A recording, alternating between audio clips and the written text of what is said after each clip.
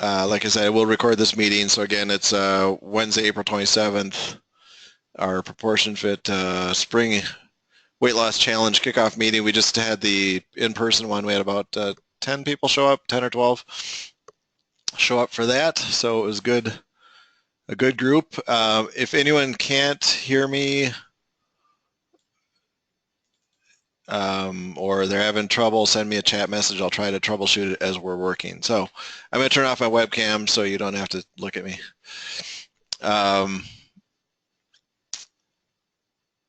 Here is the bottom line here. You should see, if you can't see the PowerPoint slides here in front of you, let me know, but you should see a title slide that says Proportion Fit, a diet so simple, inexpensive, and effective, anyone can do it. For those of you that did pay online, I did leave a book as well as the meal measure plate. So it's this book and then a meal measure plate, as well as a couple of wristbands at our office at Twin Cities Orthopedics, 5803 Neal Avenue. If you have any trouble getting there, let me know. But I left them at the front desk for you to pick up. So if you've paid online, you can pick those up at that time.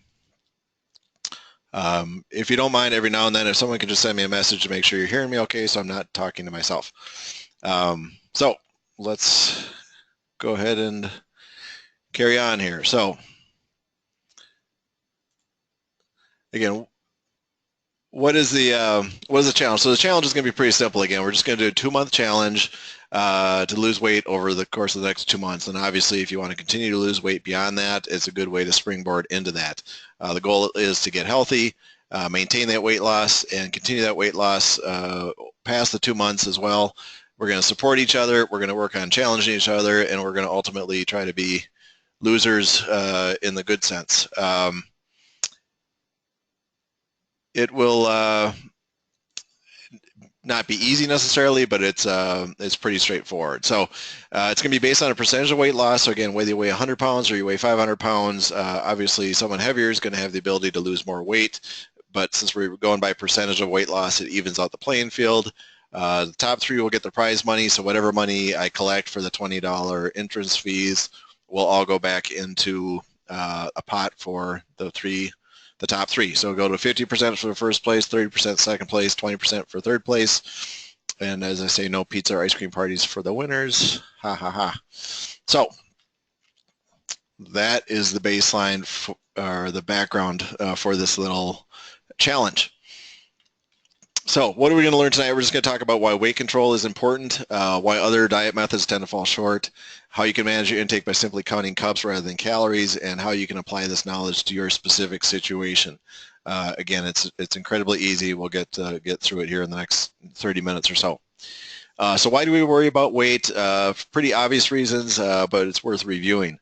We're looking for improved health. We're trying to, as an orthopedic surgeon, I deal with bones and joints day in and day out. And so we know that every pound of weight that you carry in your frame, you're going to put an extra 5 pounds of stress across your knee. So because your knee joints, your hip joints, your ankle joints are so much smaller than the rest of you, all that weight that you're carrying is concentrated on those joints and tends to put extra stress on the cartilage, leading to arthritis, leading to wear and tear in the joints. And so that's why it's helpful for your bones and joints to lose as much weight as possible to get to a more normal BMI. It's helpful from a cardiovascular standpoint to lose weight because it's greater work for your heart to pump that blood through a larger frame. So again, if you have a larger frame, a larger cardiovascular system, your heart has to work extra hard to pump that blood through there, and that's why it leads, obesity can lead to heart disease and heart attacks. You're more at risk of developing diabetes. As you have more fat on your system, fat makes it harder for your body to regulate insulin, and so you're more at risk of developing diabetes with increased weight. You're more at risk of developing sleep apnea with time too, because again, as you gain weight, you're more prone to developing sleep apnea. If you have sleep apnea, you're less likely to have a good night's sleep. You're going to be lethargic during the day. You're going to tend to exercise less. You're going to tend to eat more, perpetuating that same cycle, which again leads to more sleep apnea, more weight gain, and it's a downward spiral. So again, if we can break that cycle and improve things, head in the right direction, it's very helpful. We're going to try to work on improved self-esteem. Again, the self-image of being a more healthy weight obviously can't be overstated, and increased energy. What seems like increased energy is that actually it takes less energy to go from point A to point B. So again, if you're a 400-pound individual and you have to walk a mile and you become a 200-pound individual, you now are only taking half the energy or half the work to go from point A to point B. So that same mile isn't any change. There's no change in distance. It's now less work because you have less weight to carry from point A to point B. And so what might be perceived as increased energy is actually just the fact that you have to do less work for the same tasks that you used to do with more work. So other simple things happen, like financial savings. If you're a person who weighs 300 pounds and eats 15 cups per day, and you're going to lose half your weight, you're going to go down to 150 pounds, you're going to only eat 7.5 cups per day, you're going to save 50% of your budget on food. So you're going to save a lot of money just on food. You're also going to save on other resources like the gas it takes you to get from point A to point B, because again, you're actually going to save gas by weighing less. You're going to wear out your shoes slower than you would if you weighed more, and your clothing, other simple things like that. So again, there are these ripple effects that occur with weight gain, and they're very minor things, but they are definitely real. If you haven't seen a BMI chart before, here it is. Sorry, I'm trying to move this other way. So the BMI chart is a very simple way to look at your height and weight, so body mass index. What it is, it's just looking at your height on the left and your weight throughout the jumble of numbers there in the columns and rows. So what you do is you just simply find your height on the left, and then you follow from left, you follow the column that you're, the row that you're in. So for example, if you're 5'10" or 70 inches tall, what you then do is just find your weight. So if you're 5'10" and you weigh 209 pounds, you find your weight in that row, and then you go to the top and you figure out what your BMI is. So someone who's 5'10" or 70 inches tall, 209 pounds, is going to have a BMI of 30, which is on the low end of the spectrum for obesity. So the problem with the BMI is it doesn't take into account really what your health status is. So Adrian Peterson, who I don't know his exact stats, but let's say he is 5'10" and 209 pounds, he would nonetheless be considered obese because his BMI is 30.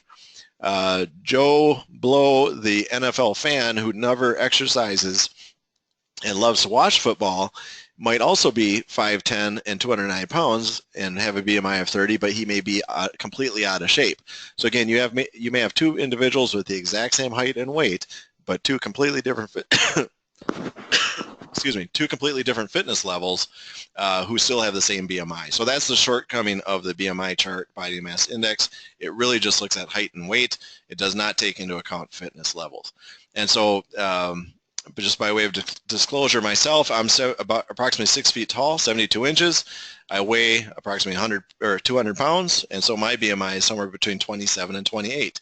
I'm overweight, but for me to be what would be considered a normal BMI, I would have to get my weight all the way down to 177 pounds, which I probably haven't seen since about 10th grade, and I would probably, I think, look extremely thin and probably unhealthy. So again, BMI is more of a suggestion, just a way to think about weight. It's not a hard and fast rule. You figure out what you feel most comfortable with. So why do other diets tend to fail? In my opinion, any treatment for any condition, and diet or obesity or weight loss is no exception, you need three critical elements. You need that treatment to be simple and reproducible. You need it to be effective. It has to actually do something and work, and it has to be ideally inexpensive. So if you have something simple and effective, but it's really, really expensive, it can't be applied to the masses. So again, you need all those three things together. If you look at something like Weight Watchers, Jenny Craig, MetaFast, hiring personal trainers, different meal plans, they are very simple and they can be very effective, but the problem is they tend to be very expensive and they don't really set you up for the long run.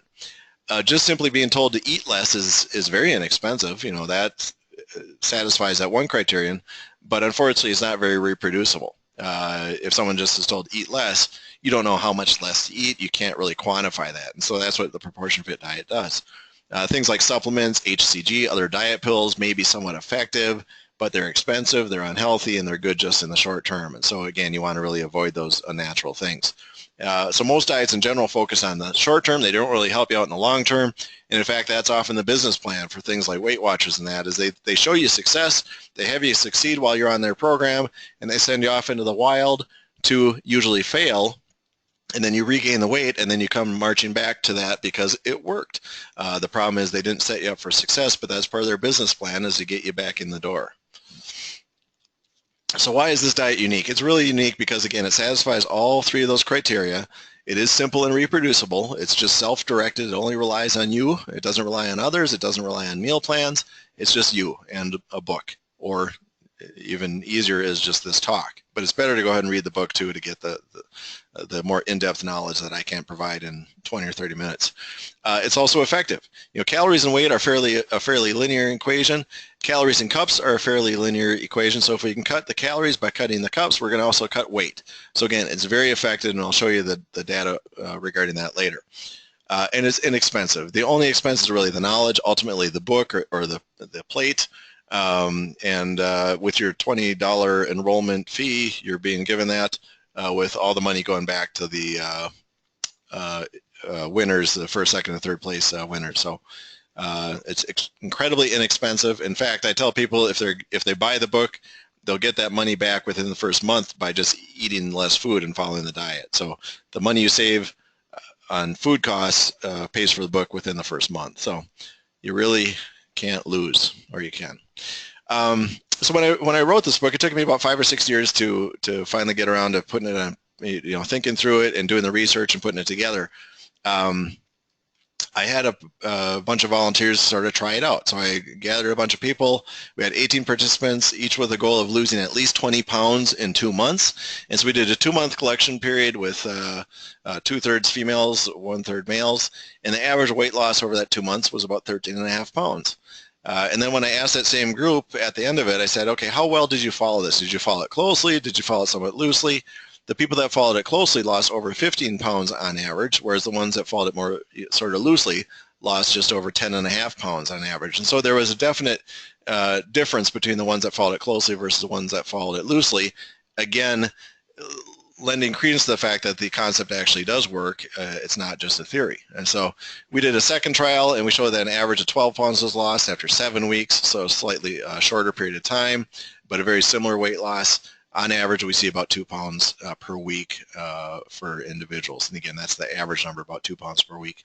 We do have individuals with over 75, even 100 pounds of weight loss in about a year's time. And so it really is a concept that can be used to lose 10 pounds, 20 pounds, 50 pounds, 100, or 200 pounds. So how does this whole counting cups versus calories concept work? Again, it's very simple. People burn on average about 13 to 15 calories per pound per day. So if we just take that average and say 14, so if you take your weight, multiply by 14, that's approximately how many calories per day you require. So if you're sedentary, you're not going to burn quite as many calories. And so if you just take that number, you're probably only going to be about 18 to 12 calories per pound per day. If you're really active, you might be burning as many as 16 to 20 calories per pound per day. So it's a pretty simple concept. We're going to just stick with 14 because that's a good average, assuming you have sort of a light to moderate amount of activity during the day. And again, very simple concepts. If your intake outpaces your expenditure, you're going to gain weight. If your intake is less than your expenditure, you're going to lose weight. And so again, very simple, the whole diet and exercise concept restated. It takes approximately 3,500 calories to burn a pound of fat, or also about 3,500 calories to gain a pound of fat. So again, a deficit or an excess of 3,500 calories is going to lead to a pound to the negative or positive, depending on which way you're going. And counting calories is really a fairly inexact science. It requires you to know the volume or the size of whatever it is you're eating. It requires you to know the calorie count, and then it requires you to make that calculation to figure out how many calories you've actually consumed. So instead of doing that, we're going to count cups because, as I'm going to discuss shortly, it's a much simpler concept, and it's very effective. So there are 3 primary components in food. There's fat, there's protein and carbohydrates. Other things like alcohol do have calories, and so you have to be aware of those things. Fiber technically is a carbohydrate, but it's not absorbed, and so fiber technically is something that does not provide any calories to your system because it is not broken down and processed by your system. So technically, again, fiber is a carbohydrate, but it's not absorbed. So fruits and vegetables are very high in carbohydrates. And so if you're told to be on a low carbohydrate diet, that means you don't eat fruits and vegetables, and that's in general a bad idea. So again, don't be afraid to eat carbohydrates. Meats, nuts are high in protein and fat, and again, those are okay. Seafood, fish, chicken, tofu, those tend to be high in protein and pretty lean in the carbohydrates and fats. And again, all these foods are definitely fair game. Pastas, grains, breads are primarily carbohydrates. They can have some protein if they're enriched. And then you also have to, again, keep in mind those calorie-laden beverages. Things like water, coffee, tea, diet pop, diet soda is free. You can drink as much of that as you want because, again, it doesn't have any calories. Things like alcohol, milk, sugar-containing pop, juices, all those things have calories, and so those have to be counted in your cup count. So when we get to talking about cups in a little bit some more, you do have to include those things. So part of the research I did is I looked at, okay, if we took cups of different food types, how many calories are in those food types? And so here's vegetables, for example. If you see that, you can see that spinach has only 10 calories per cup. That's wonderful. Potatoes, 240 calories per cup. But if you go back up, if you look at those same potatoes and you put them in a deep fryer, turn them into French fries, that same cup of potatoes in the form of French fries is going to give you 480 calories. So you're going to double your calorie content by simply putting those potatoes in a deep fryer because of the oil and fat that they absorb. So again, the point of this is not to avoid French fries. I like French fries. I'm going to eat some French fries. That's okay. But you're going to balance it out by eating some spinach. You're going to balance it out by eating some tomatoes, some other vegetables that are much lower in calorie content, and again, it all balances out. So nothing is really off limits with this concept or this diet. It's more a matter of just, again, making sure you have a good balance. If we look at meats, poultry, seafoods, those things are going to be primarily fat and proteins. They're going to be more calorie dense. They're going to have a higher calorie content per cup. And so in this example, you can see that sausage has 440 calories per cup, whereas something like crab meat is pretty lean. It only has about 120 calories per cup. So again, it's not about eating just meatballs or pepperoni or sausage or whatever. It's about having a good balance. And on average, again, meat, poultry, seafood is going to have about 310 calories per cup. So what does this all mean? So the idea is very simply, again, you're going to have a balanced diet. Most of us know what a balanced diet is. It's a matter of having fruits and vegetables, meat, potatoes, some dessert, and yes, maybe a drink every now and then. That is all okay. It's just a matter of measuring it and balancing it out. Ideally, approximately 1/3 of your intake should be fruits and vegetables. That's a good just number or rule of thumb, that 1/3 of whatever you take in should be fruits and vegetables. The other 2/3 can be a variety of things. And so if you take the average of all those different things, again, fruits and vegetables, meats and grains, desserts, there are approximately 280 calories per cup of food, again, generic food that you take in. So again, going back to that 14 calories per pound per day, that means that for every cup of food you take in, that satisfies about 20 pounds of body weight. So whatever you weigh, if you divide by 20, that's approximately how many cups you are eating on an average day. So whether you know it or not, that's true. So if you've never counted cups before, you don't have to. I can tell you how many cups you've been eating on average. It's whatever your weight is divided by 20. So for me, it's very easy. I weigh 200 pounds, so if I divide that by 20, I get 10 cups. So on average, I eat approximately 10 cups per day. And again, I try to keep it to a variety of foods, and Wednesday is Arby's day, and I love Arby's, as Vicki and Andrew will attest to. So again, whether you know it or not, that is what you eat on average to be the weight that you are today. So again, your weight divided by 20 is approximately how many cups per day you're eating. So if we take all of those things I'm throwing at you, there's your weight on the left-hand side. Your daily calorie requirement in the middle column is just that weight times 14. And the daily food volume that you take in on an average day is that weight divided by 20. So again, taking those very simple numbers and putting them in a chart like this helps you to figure out, how many calories and how many cups you're taking in per day. Again, I didn't make this stuff up. I did research and figured it out. It's nature's just a way of doing things. And so I think I just sort of crack the code in a way to figure out what the numbers are.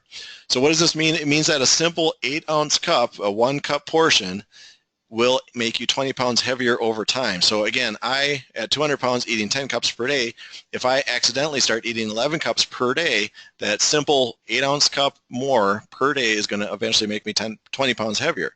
And then when I become 20 pounds heavier and I'm 220 pounds, then I'm eating now 11 cups per day on average, because that's what my body tells me I need.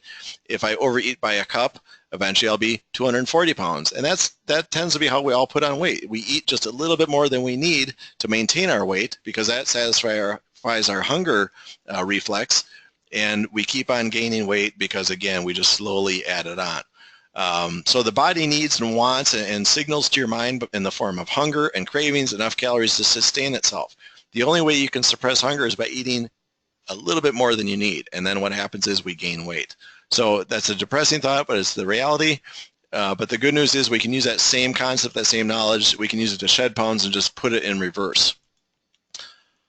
So when we talk about these cups, it's a weird thing to think about, cups of food, because certain things just don't lend themselves to being measured. But here's, this isn't my average diet, but here are a few different food items. And so if you have a measuring cup to compare to, you can see that an 8-ounce cup, if you put an apple inside that cup, you realize an apple is approximately a cup.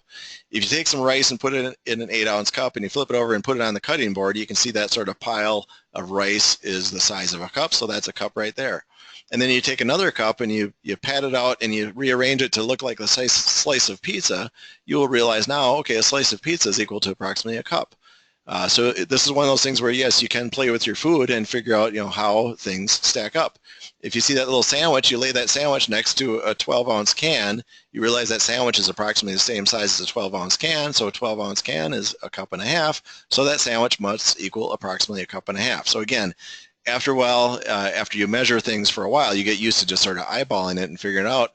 But what you need to do initially is actually measure with a measuring cup or the meal measure plate, or again, measuring against things like a 12-ounce can.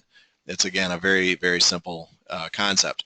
Keep in mind, if you look at all the items sitting here, there's 1 cup in an apple, 1 cup of rice, a 2nd cup of rice, a 3rd cup in the form of a piece of pizza, another cup and a half in the form of a sandwich. So that adds up to a total of 5.5 cups. So if you ate all that, that would, again, be 5.5 cups towards your allotment for the day. So for me, again, at approximately 200 pounds, that'd be half of the food I should eat in that entire day, over half. The Diet Mountain Dew, maybe not the most healthy thing in the world, but there are no calories, so it is a freebie.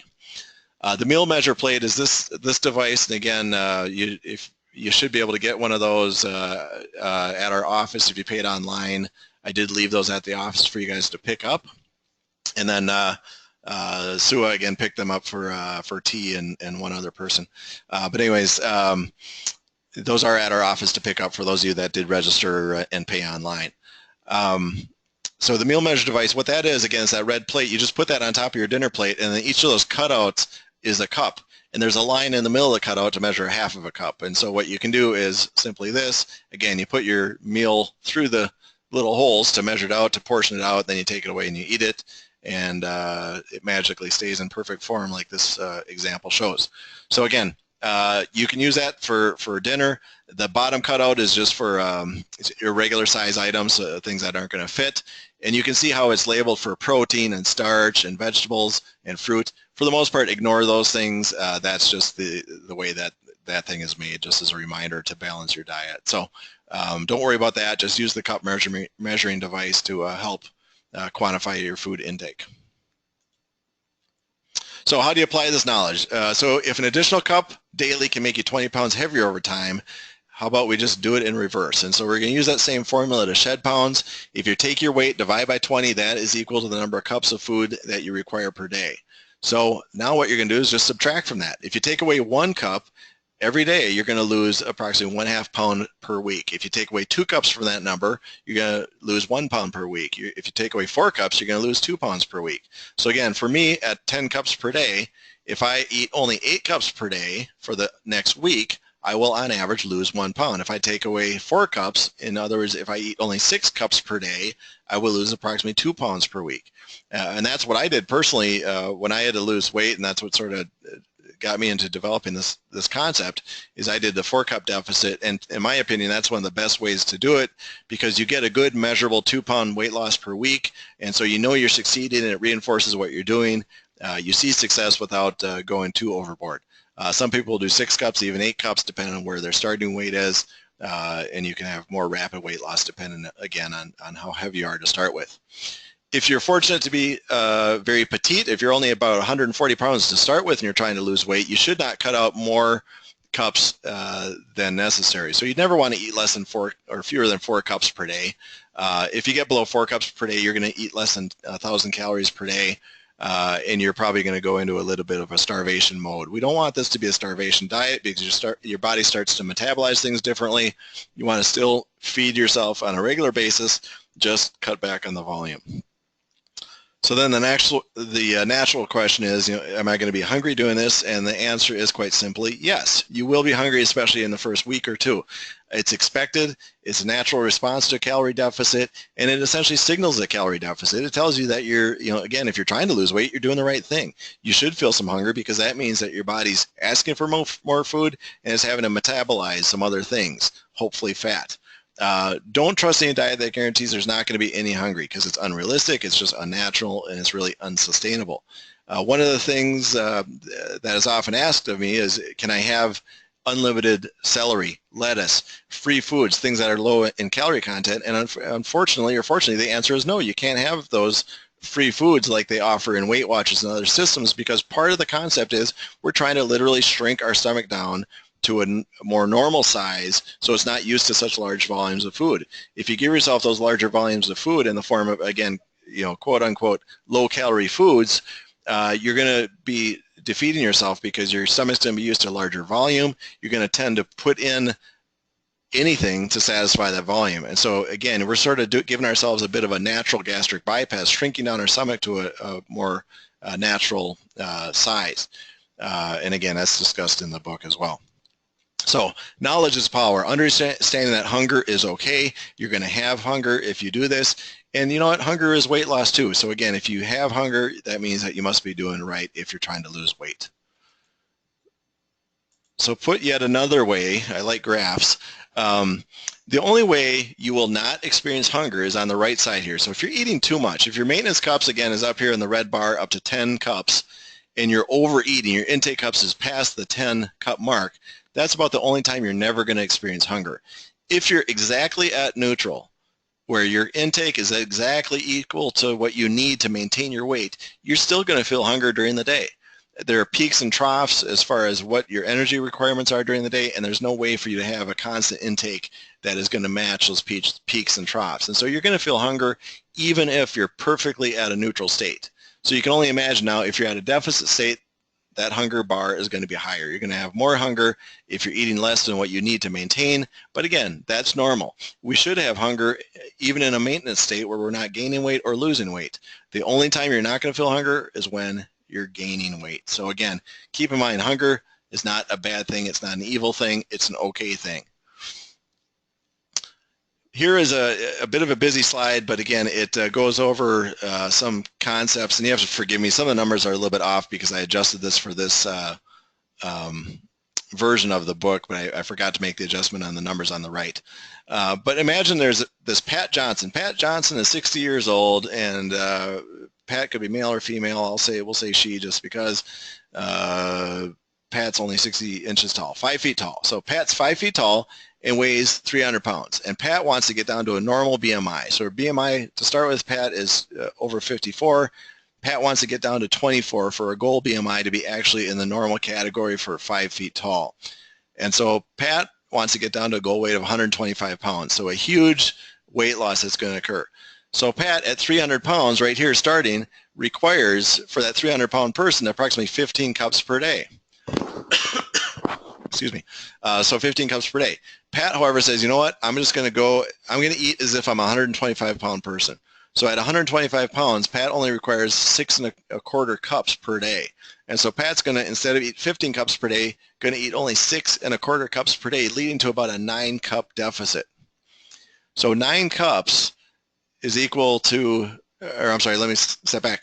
3,500 calories, which again is equal to a pound, so weight loss or weight gain.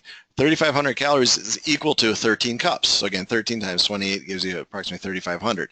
So a 13 cup deficit is going to lead to a 1 pound of weight loss. So in this case, Pat's going to lose 9/13 of a pound every day because she has a 9 cup differential here. And so Pat's going to lose 2 pounds essentially every 3 days. And so Pat's going to lose a lot of weight starting out, a very rapid weight loss initially. And then what happens is, as Pat loses weight, the deficit between what she needs to take in and what she is taking in, because she's just taking in 6 1/4 pounds, that deficit becomes smaller and smaller as time goes on. And so Pat's weight loss starts to trend a little bit flatter and not quite as steep as initially. And then what happens is Pat at week number 30 gets to a point where the deficit from what she's taking in to what she requires is only 4 cups. And so Pat now adjusts to eating a 4 cup differential from what she's required to maintain her weight to what she's actually going to eat. So she's going to continue to adjust her cups down, so she has this nice linear weight loss, 2 pounds per week coming down until Pat does break the rule and gets actually below 4 cups here. So again, ignore that, or shame on Pat for doing that. But what happens is once Pat reaches her goal weight at 125 pounds, Pat jumps up from eating 3 cups per day to now eating 6 1/4 cups to maintain that weight. Maintain that weight. And so you can imagine once Pat reaches that goal weight, her stomach has been conditioned to require such a small amount of food that 6 1/4 cups is going to feel like an incredible feast. Whereas at the beginning, when Pat's stomach was used to 15 cups per day, 6.5 or 6 1/4 cups felt like a starvation. So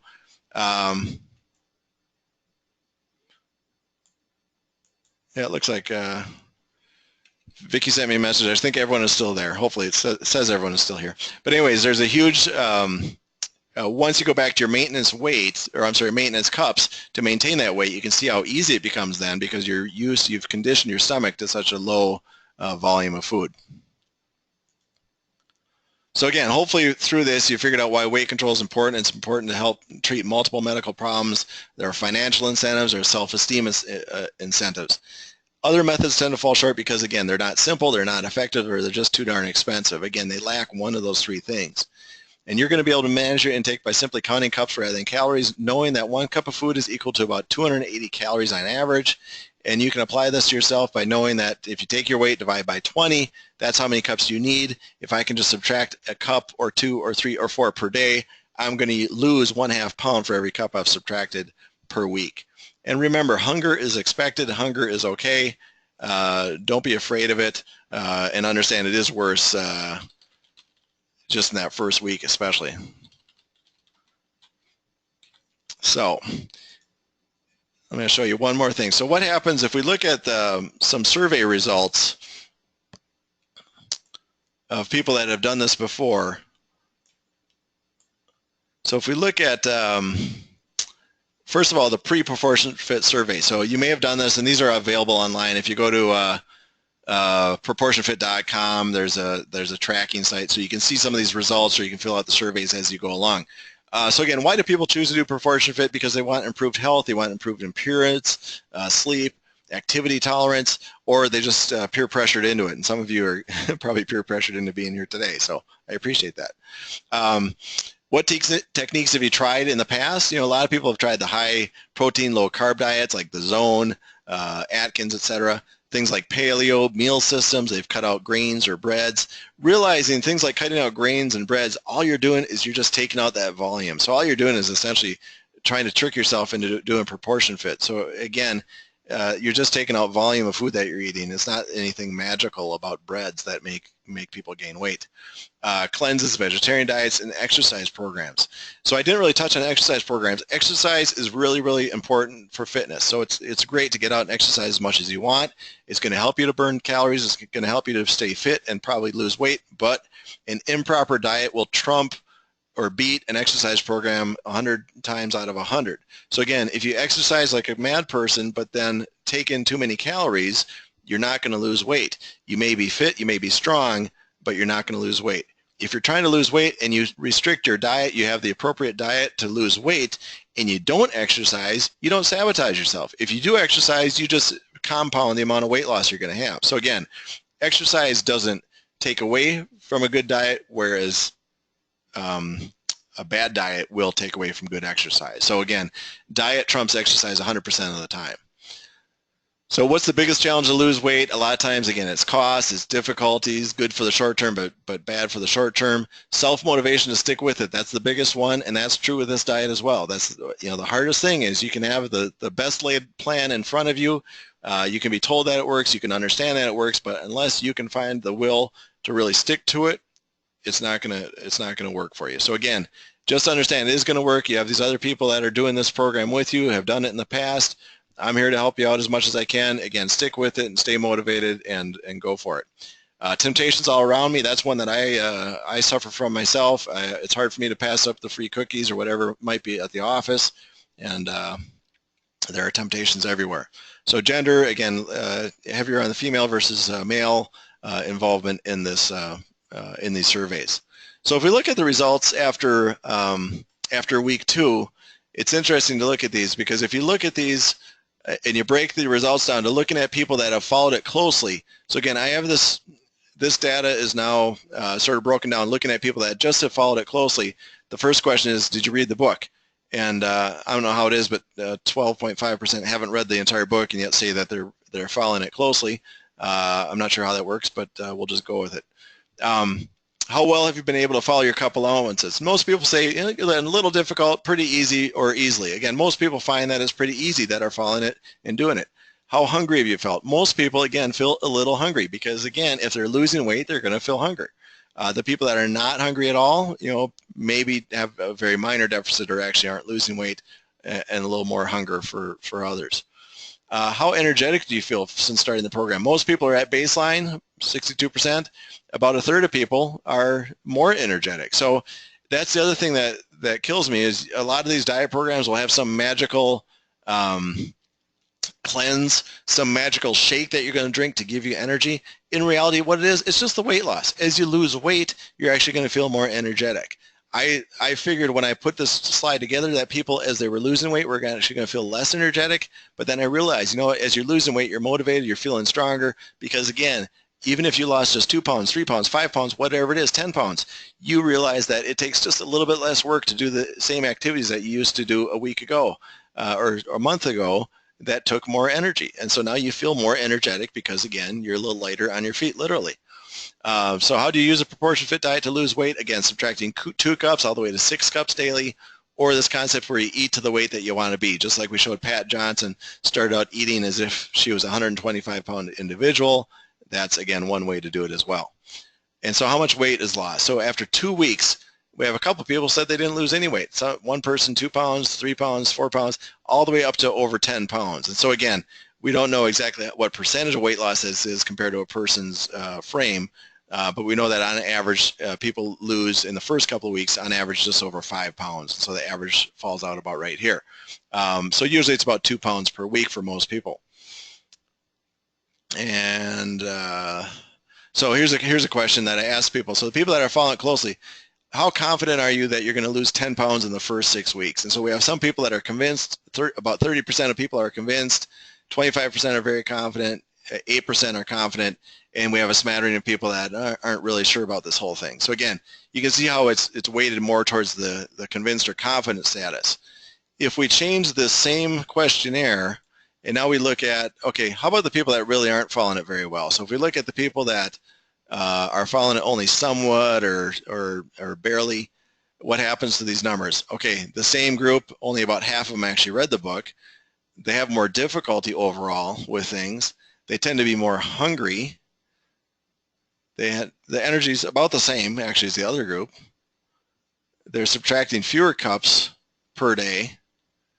And guess what? They're losing less weight. So again, the people that aren't following it very closely, yeah, they're going to have some weight loss, but not a whole lot. So you can remember the other group that was following it closely had up to 10 pounds of weight loss and averaged over 5 pounds, whereas this average is right at 3 essentially.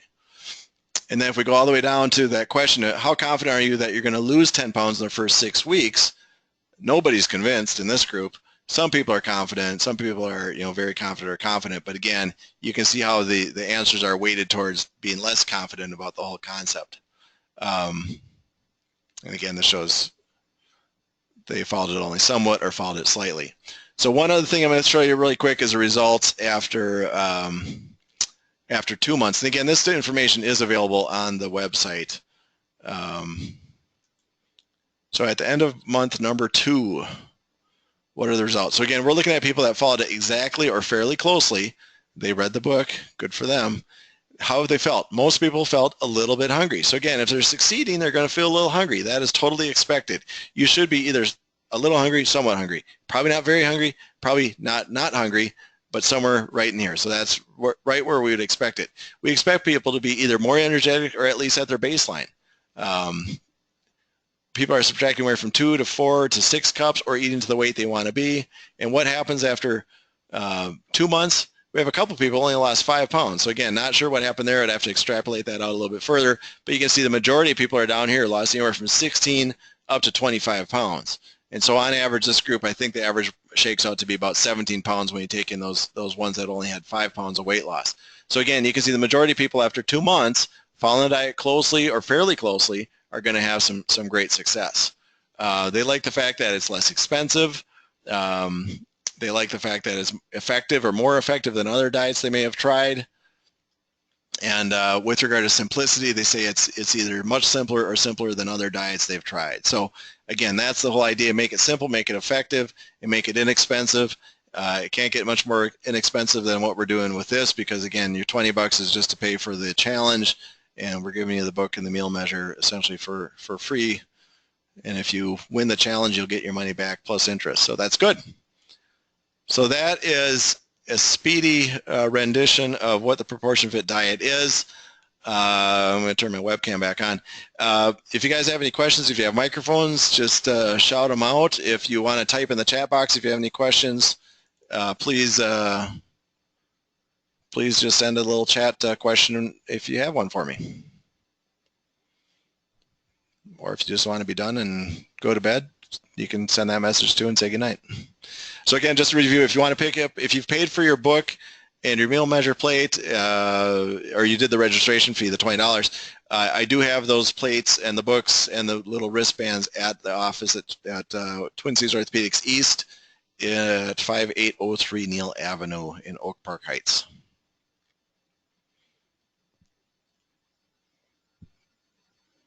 There's T, if everyone sees the chat there. Again, and I'm going to keep that email going. I'm going to send out the emails over the course of the next 2 months, just reminding people, giving people reminders to go, stick with it. And then we'll set up a meeting in 2 months for the wrap up.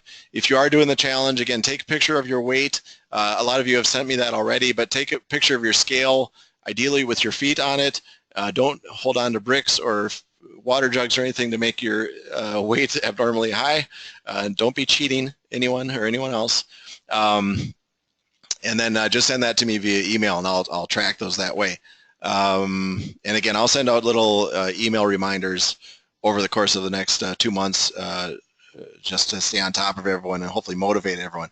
A couple other things I forgot to mention. Number one is weekends. Weekends are always extremely challenging. So during the weekday, you tend to fall into a routine, you tend to stick to your routine, and it's easy. However, on the weekend, Friday night, Saturday through Sunday, there are parties, there are things that are just out of your routine. You're going to tend to overeat because it becomes a little more mindless. You tend to fall into your bad habits. So again, be prepared for that and try to act proactively to avoid that.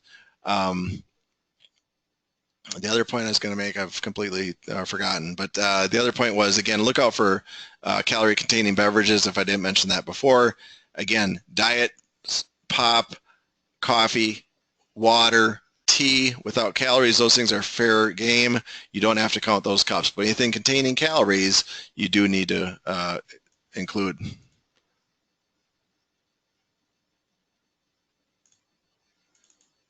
And Andrea, I see your message here. I'll take that. I'll bring the stuff to work tomorrow.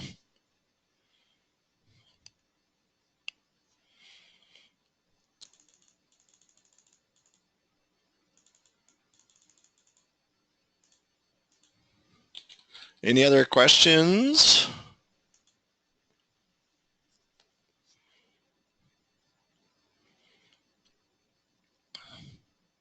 All right, if you want to sign off, you can just sign off. If you have any other questions, let me know.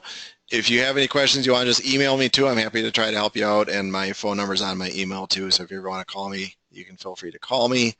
I usually don't answer, I just have to call you back at some point, so email's easier if you could. All right, well thanks, good luck to everyone, and have fun with it.